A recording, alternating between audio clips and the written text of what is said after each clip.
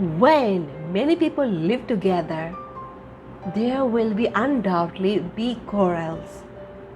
Even if only two people live together, there will be certainly be frivolous conversation and disagreement.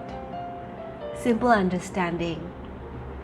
If there is more than one person in a place, every possibility there will be a quarrel because each individual has his own idea and purpose.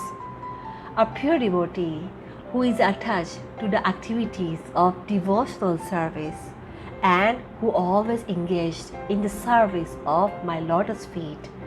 Pure devotees do not quarrel among themselves, nor do they engage in frivolous talk, because they are fully satisfied on the platform of without any material desire.